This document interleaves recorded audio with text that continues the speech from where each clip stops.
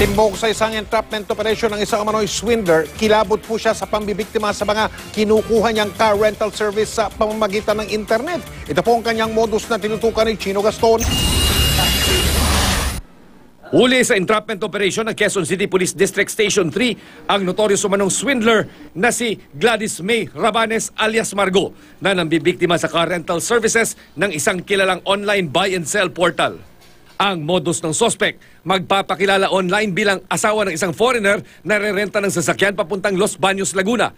Kapag dumating na ang nirentahan at nakasakay na ang sospek, doon na siya magsasabing may kailangan lang siyang bilhin sa malapit na mall. Dito na makakatanggap ang car rental driver ng text mula umano sa Australianong asawa ng sospek. Nakalimutan daw ni Margo ang cellphone niya sa bahay at kailangang magpa-load para sa international calls. Kaya ang gagawin naman ng sospek, hihiramin muna ang cellphone ng driver dahil doon nga tinext ang mga detalye ng account na umano'y pagloloadan. Pero pagkakuha sa cellphone, hindi na babalik sa sasakyan ang sospek. Di ba ganyan naman po usually type ng mga Amerikano eh. So hindi mo siya pag-iinan. Tsaka may dollars po kasi papakita sa inyo. Makapal. Inaram niya, sabi, wait lang kasi hindi pwede mawala yung tracking number at saka yung details. Dalhin ko na tong phone. Tapos ako, nag-park na lang ako. Sige, antay na lang kita dito. Tapos yun, may tagusan kasi yung mall na yun. Tumagos na pala sa kabila. Hindi bababa sa 4 sa mga nabiktima ng sospek, nagreklamo na sa pulisya at dito na nabuo ang planong i-entrap si Rabanes. Sa taya ng pulisya, 2 taon nang nambibiktima ang sospek ng car rental services. Nag-post kasi through OLX yung bibiktamin niyan dapat ulit ngayon.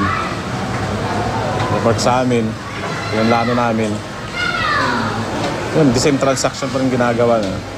Iba't ibang apelido ang ginagamit ng sospek, pero pakilala niya sa pulis, Rabanes ang kanyang apelido. Mariing itinanggi ng sospek ang mga paratang. Hindi po totoo yun. Ha? Hindi totoo? Hindi totoo yan? Hindi po. Nahaharap siya sa reklamong qualified theft at swindling.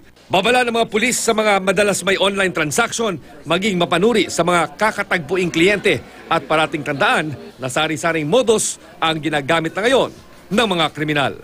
Chino Gaston, nakatutok, 24 oras.